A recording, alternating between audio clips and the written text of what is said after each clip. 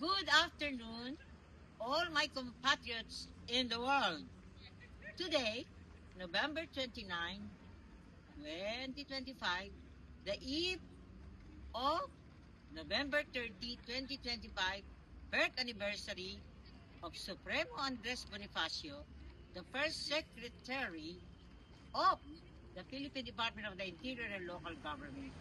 And today we made a pilgrimage here to commemorate the eve of our celebration tomorrow to be done in the home, in the sacred prophetic home of Sir Romel C. Balistoy, Chapter Commander, Percival, in the Knights of Rizal, Nice, France. Deciding is lady in Vigilant and Precious, the daughter. Now, let me read to you the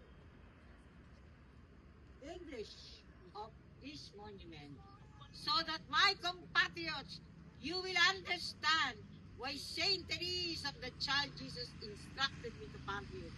Because what will happen here will have a greater impact on the chapters of the International Order of the Knights of Rizal.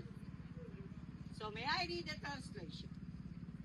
The city of Nice, to celebrate the centenary of its reunification with France, erected this monument, a testament to its attachment to the nation, with the support of the state and the Alps Maritime Department. So you see, this will be a world pilgrimage now. In the light of what I'm supposed to do, the video of,